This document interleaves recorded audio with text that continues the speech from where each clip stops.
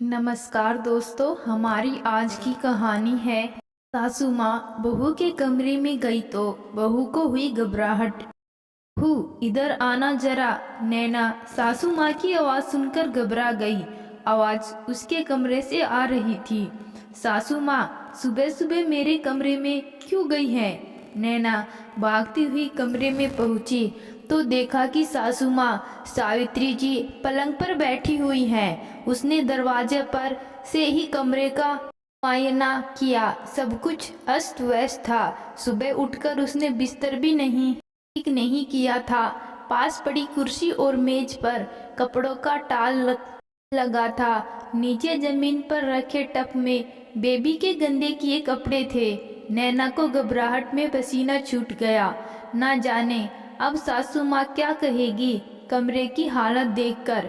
दरअसल नैना की बेबी अभी 6 महीने की थी। पति को रोज सुबह 8 बजे ऑफिस निकलना होता था। ससुराल में सभी सुबह 6 बजे ही उठ जाते थे। उनको उठते ही चाय पीने की आदत थी, इसलिए नैना 5:30 बजे तक बिस्तर छोड़ देती थी।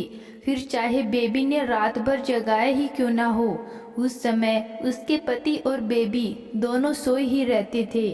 चाय बनाकर नैना पति को उठाती थी। जब तक सभी चाय पीते थे तब तक नाश्ता और पति के लिए टिफिन भी तैयार करना होता था। इसी बीच में बेबी भी उठ जाती थी। उसे भी दूध पिलाकर नैना सावित्री जी के पास सुला देती थी।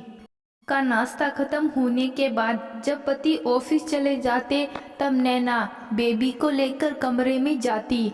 उसे नहलाकर तैयार करने के बाद ही वह खुद नहाने जाती, क्योंकि बच्चे के कपड़े भी होते थे धोने के लिए। नहाकर पूजा पाठ करके ही नैना नाश्ता करती थी। इतने सारे काम में कमरे को सहेजने का टाइम ही नहीं मिलता था। उस पर से अगर दिन का खाना बनाने में देर हो जाती तो ससुर जी नाराज हो जाते।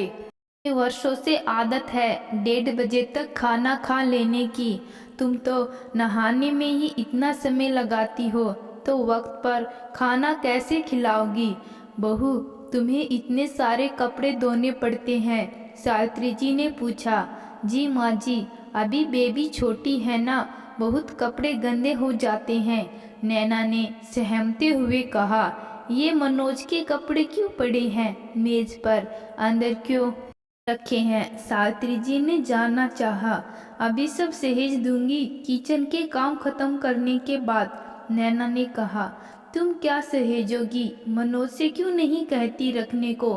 तुम्हें इतने सारे काम होते हैं और ऊपर से बच्ची को भी संभालना, सब अकेले कैसे कर पाओगी? अच्छा हुआ जो आज मैं बेबी के कपड़े लेने कमरे में आ गई। अब समझ में आया कि नहाने में तुम्हें इतना समय क्यों लगता है। नाश्ता कर लिया तुमने? सावित्री जी ने सवाल किया। जा रही हूँ, नैना ने कहा। समय देखा है, 11 बज रहे हैं। ये नाश्ते का समय है। कल से तुम सुबह सबके साथ नाश्ता करोगी, नहाना धोना बाद में होगा।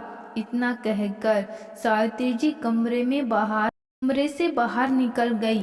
नैना ने राहत की सांस ली और उनके जाते ही सर पकड़कर कुछ देर वही बैठ गई। कुछ देर बाद जब वो कमरे से निकली तो साथ वाले कमरे में सासू माँ और ससुर जी बातें करते सुना। नैना की मदद के लिए एक काम वाली बाई रखनी होगी। आज उसके कमरे में जाकर मेरी आंखें खुल गई और गलानी भी हुई कि हम उसकी परेशानी जाने बगैर ही उसे भला बुरा कहते रहे। आखिर वो भी तो किसी की बेटी है। नैना की आंखों में खुशी के आंसू छलक आए। उसके मन में सासू माँ की इज्जत कई गुना बढ़ गई। दूसरे ही दिन नैना की मदद के लिए एक काम वाली बाई भी रखी गई। सावित्री जी ने मनोज को भी अपना काम खुद करने और नैना का हाथ बटाने की हिदायत दी। अब नैना का काम भी हल्का हो गया। तो दोस्तों, आज की कहानी आपको कैसी लगी कमेंट बॉक्स में ज़रूर बताना। धन्यवाद।